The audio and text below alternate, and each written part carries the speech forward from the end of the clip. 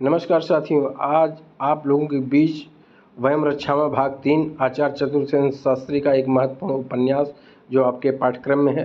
साथियों, ये बहुत ही महत्वपूर्ण उपन्यास है। इसके प्रमुख कथन को हमने एकत्रित किया है और परीक्षा की दृष्टि से अत्यंत महत्वपूर्ण है। साथियों, अगर आप इस चैनल पे नए हैं तो इसे आप ज़रूर सब्सक्राइब कर लें। अब वीडियो अगर पसंद आए साथियों, इसे साझा करें। चलिए, प्रथम कथन जो बहुत ही महत्वपूर्ण है। कमनीय है तू, रमण प्रिय है, प्रीतम है, आज सिंगार दे मुझे। कपोलों पर लौघ रेणु मल दे, कूचों को शैले से चित्रित कर, सघन जघन को अरविंद मकरंद से सुरभित कर, चरण तल को लाच्छा रंजित कर, कंतल व्रत में यह सतदल कमल गोद, पिंडलियों में मृणाल मसल, आ मेरे निकट आ। ये तरुणी ऑफर दे रही है उस तरुण को, अर्थात रावण को, जो अभी किशोरावस्था से यौवनावस्था को अभी प्राप्त हुआ है और यौवन को प्राप्त करके रावण मतवाला मदिरा की नशे में मस्त तमाम दैत्य और असुर कन्याओं के साथ व्यभिचार करता है। और यह तरुणी के प्रस्ताव और उसके शारीरिक सौंदर्य की उपमा जो दी गई है, तो यहाँ तरुणी अपने शारीरिक सौंदर्य की उपमा दे रही है और तरुण को बुला रही है। तो इस साथियों अगला है, नहीं अब और नहीं आएंगे, अब तो तुझे छुएगा उसी के साथ तेरा भी मैं तत्क्षण वध कर दूंगा। साथियों, यहाँ ये संवाद इसलिए आया है कि जब तरुणी के साथ रावण व्यभिचार करता है तो तरुणी अर्थात दैत्य कन्या उसे पसंद आ जाती है और कहता है, चल अब तुझे मैं अपने साथ ले चलूँगा, तुझे अपनी अर्धांगिनी बनाऊँगा। इतने में दैत्य कन्या भड़क जाती है और कहती है कि दैत्य कन्याएं जो है व्यभिचार करती हैं स्वच्छंद और किसी के बंधन में नहीं बंधती है। तो वही प्रसंग है साथियों, तत्क्षण वध करूँगा। मेरी यह मर्यादा है कि एक स्त्री एक ही पुरुष की अनुबंधित हो। रावण ये कहता है कि एक स्त्री जो है एक पुरुष के साथ रहे, वह अन्य पुरुषों के साथ न रहे। तब इस पे जो है दैत्य कन्या कहती है, दैत्य कुलपत कुमारी पर मर्यादा बांधने वाला तू होता कौन है रे अधम। माने रावण को यहाँ अधम नीच कहती है और कहती है, दैत्य कुलपत की जो मैं कुमारी हूँ, मैं युवती जो हूँ, मुझ पे तू मर्यादा बांधने वाला। दैत्यों का कोई मर्यादा नहीं होता, वह जिसे पसंद आ गया उसी को अपना बना लेता है।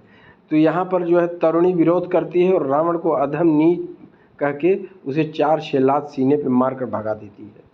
साथियों, अगला कथन है, यह मेरी संस्कृत है रक्ष संस्कृत, कुमारी का हरण हमारे लिए वैध है, हरण की हुई कुमारियाँ हमारी अनुबंधित होती हैं।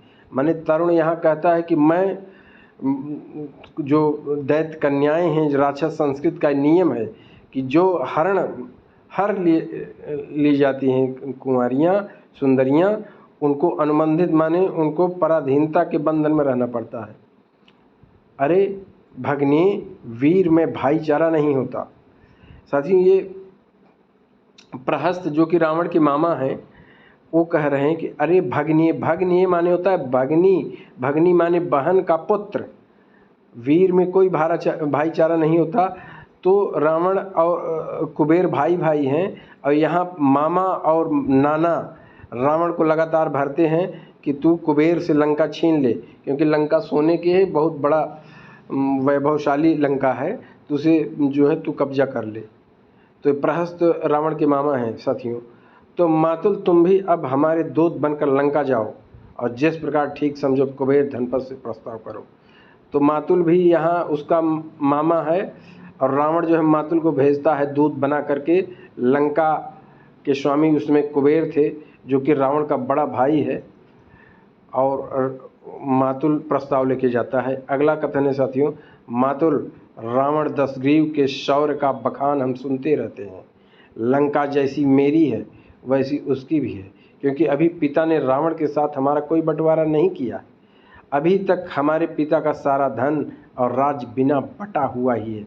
यह बात कुबेर मातुल जो कि दूत बन करके आया है रावण का, रावण से कहते हैं कुबेर कि हमारे पिता ने अर्थात विश्रवा ने अभी भाइयों में बंटवारा नहीं किए हैं, तो इसलिए लंका में अगर रावण आना चाहता है तो आकर रहे, जैसे लंका मेरी है वैसे उसकी है।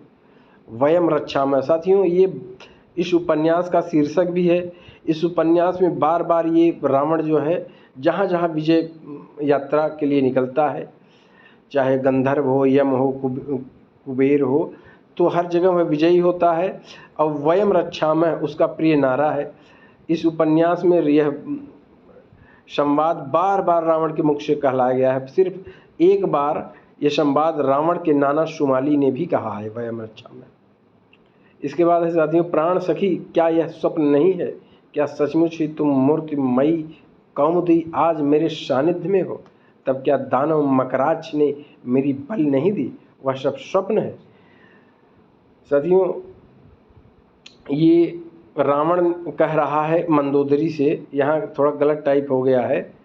रावण मंदोदरी से कह रहा है कि तुमने जो दैत्य राज मकराज था वह मुझे बंदी बना लिया था, लेकिन तुम्हारे ही मदद से मैंने मकराज को जलते हुए हवन कुंड में फेंक दिया, और मैं इस एहसान का बदला, इस कृतज्ञता का बदला तुमसे विवाह करके निभाऊंगा।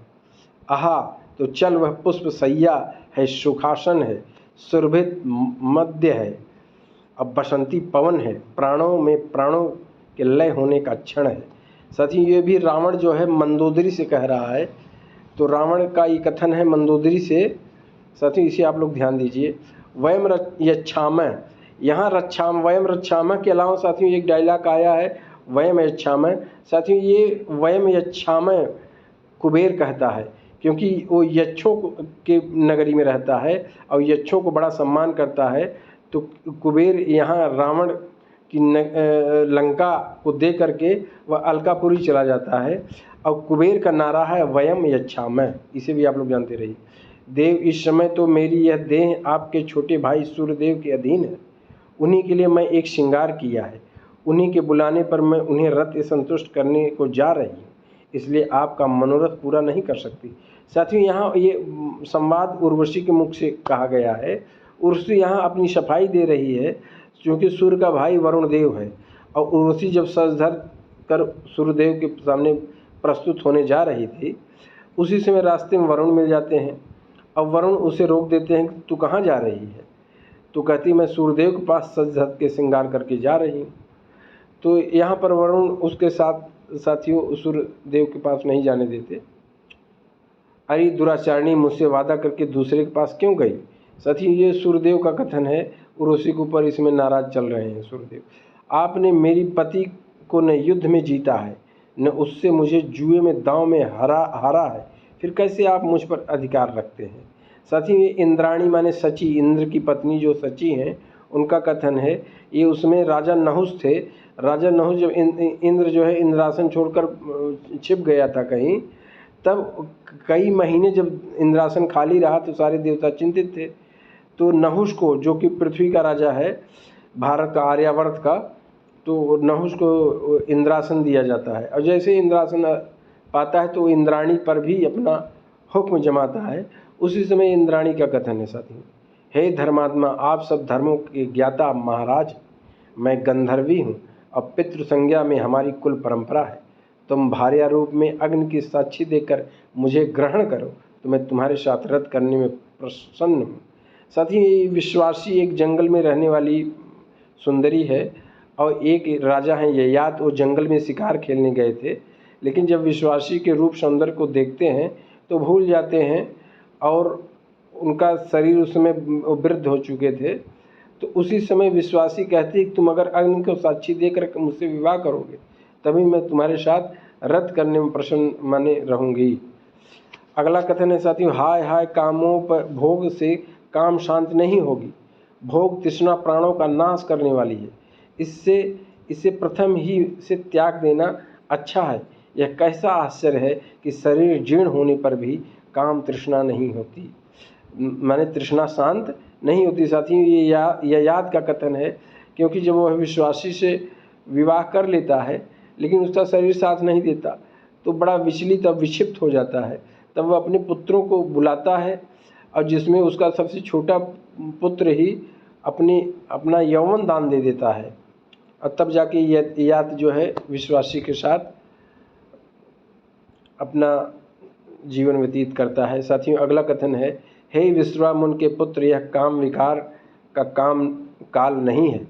मैं जिस पुरुष की पत्नी हूँ उसी के साथ सहगमन करूँगी। जाओ तुम आयुष्मान, तुम्हारा कल्याण हो। शिवास्ते संत पंथान। साथियों ये कथन मायावती साथियों रावण की साली है, मंदोदरी की सगी बड़ी बहन है। और रावण को साथियों ये आया है यहाँ मायावती के यहाँ, और मायावती का पति मारा जाता है तो वह चिता में जलने से पहले रावण को कैद से छुड़ा देती है। उसे मंदोदरी के ऊपर दया आती है कि मंदोदरी मेरी छोटी बहन है, तो इसलिए रावण को अंधकूप में जो उनका पति डाल दिया था उससे मुक्त करती है और कहती है तुम विश्वा मुनि के पुत्र हो, इसलिए चले जाओ यहाँ से। अगला कथन है साथियों, वयम रक्षामः, हम रक्षा करते हैं, यही हमारी रक्ष संस्कृत है, आप देवाधिदेव हैं। साथियों ये कथन रावण का है जब वह भगवान शंकर से युद्ध के लिए प्रस्तुत होता है तो उस समय का कथन है। और रावण बताता है कि मैं रक्ष संस्कृत कायम करना चाहता हूँ पूरे ब्रह्मांड में। जो हमसे सहमत है उसे अभय, जो सहमत नहीं है उसके लिए मेरा एक कुठार है।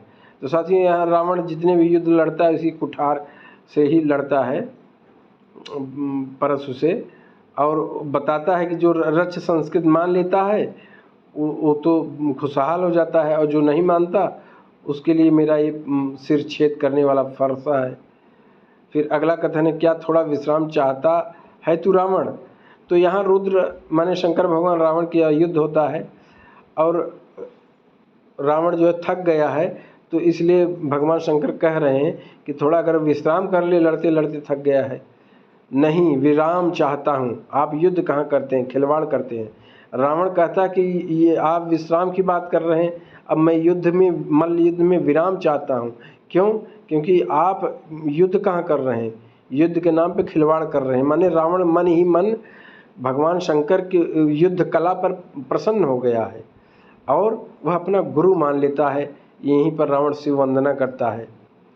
हे तेजस्वी है आपकी जय हो, आपने महापराक्रमी रक्ष राज रावण को जय करके अपना श्रेयस पृथ्वी पर विस्तृण कर दिया। आपका पराक्रम अतुलित और आप पृथ्वी के सब वीरों में श्रेष्ठ हैं। साथियों ये जो है रावण के जो मंत्री हैं ये सहस्त्रार्जुन से कहते हैं। सहस्त्रार्जुन के पास रावण जाता है, ललकारता है कि मैं तुझसे युद्ध करूंगा, लेकिन सहस्त्रार्जुन रावण को बुरी तरह पराजित करता है और कैद कर लेता है। जब कैद कर लेता है रावण को सहस्त्रार्जुन, तो रावण के मंत्री आकर के यहाँ याचना कर रहे हैं सहस्त्रार्जुन से कि रावण को मुक्त कर दें। साथियों अगला कथन है, चक्रवर्ती राजन यह मेरी लोकोषणा है, इसमें लोक हित निहित है। इस समय पृथ्वी पर देव दैत्य दानव असुर आर्य नाग गंधर्व किन्नर यक्ष रक्ष आदि निर्वंश विस्तार पा रहे हैं, जो सब परस्पर दायाद बांधव हैं किंतु परस्पर विग्रह करते हैं। 12 दारुण देवासुर संग्राम हो चुके। यह संग्राम आर्थिक कम और सांस्कृतिक अधिक थी। साथियों ये भी रावण का कथन है, रावण का ये कथन है साथियों, इसमें गलत टाइप हो गया है तो इसे आप लोग जानते रहिए, रावण का कथन है। तो रावण यहाँ जो है बता रहा है कि 12 देवासुर संग्राम इसीलिए हुए, और जबकि हम लोग आपस में दायाद बांधव का मतलब होता है साथियों पिता एक है और माताएं सगी अलग अलग बहनें हैं, और उसी से देव दैत्य दानव ये सब पैदा हुए हैं। हे वीर बाहु भाई मेरी रक्षा कर, सुपनखा की भांत मुझे विधवा न कर। वैधव्य बड़ा भारी दुख है, यदि तू मेरा कहना न सुनेगा तो तेरा भला न होगा। साथियों ये जो है रावण की मामा की पुत्री एक है कुंभी नशी।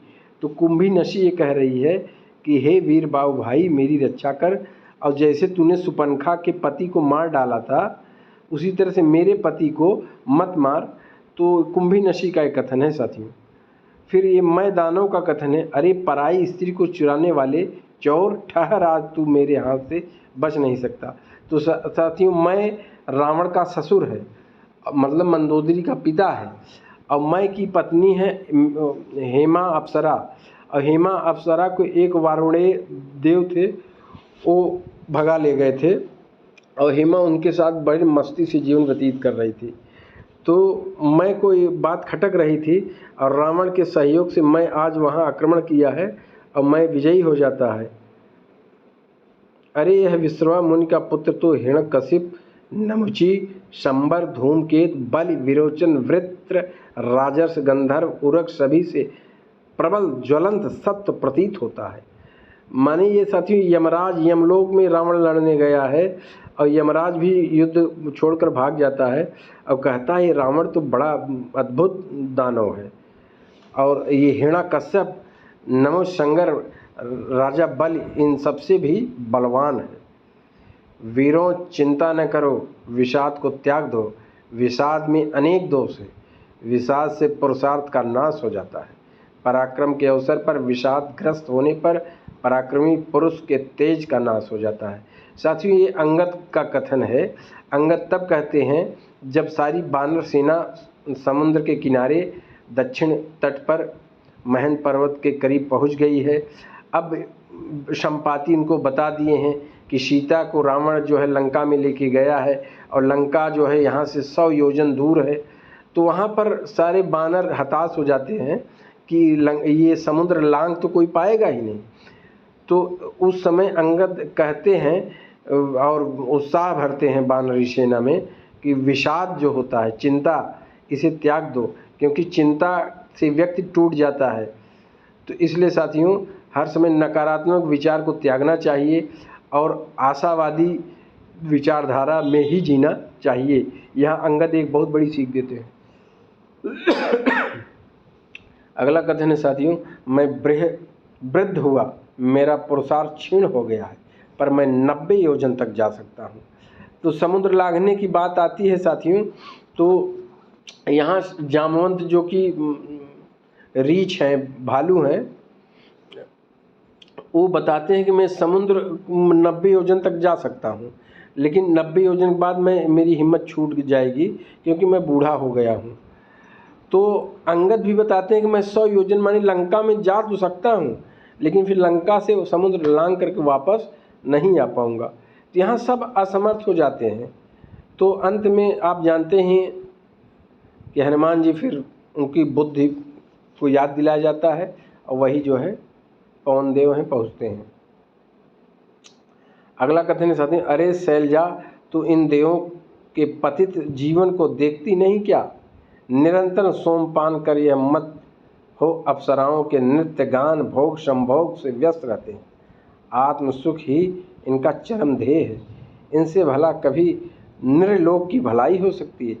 साथियों, ये भगवान शंकर का कथन है और शैलजा माने पार्वती से कह रहे हैं कि देवता शंकर भगवान की नज़र में इंद्र से लेकर के और जितने भी देवता हैं ये भोगी, विलासी और अय्यास टाइप के हैं। तो यहाँ शंकर भगवान बता रहे हैं कि राक्षसों में भी अगर कमी है तो देवताओं में भी कमी है। अगला कथन है साथियों, देवगण ही कौन सा सुकृत कर रहे हैं, इस पतित देवेंद्र को ही ले लो। इसमें माता को मारा, पिता की हत्या की, यतियों को कुत्तों को खिला दिया, चोरी की, भ्रूण हत्या की, वृत्त और विश्वरूप का छल से वध किया। विष्णु की शह पाकर इस दुरात्मा ने महात्मा बलि को बांध सारा दैत्य साम्राज्य छिन्न भिन्न कर दिया। साथियों, ये भी माँ पार्वती से भगवान शंकर कह रहे हैं कि यहाँ पर देवेंद्र माने इंद्र की बुराई कर रहे हैं कि इंद्र के अंदर कि इंद्र कितना पतित है, कितना घृणित है और देवताओं का राजा है। तो साथियों, इस तरह से इस उपन्यास में ये अत्यंत महत्वपूर्ण कथन है जो परीक्षा के दृष्टि से बहुत ही लाभप्रद सिद्ध होंगे। इसे आप लोग गौर करिएगा। साथियों, अगर वीडियो आपको पसंद आए इसे एक साझा जरूर करिएगा। फिर मिलेंगे अगले उपन्यास में, तब तक के लिए जय हिंद साथियों।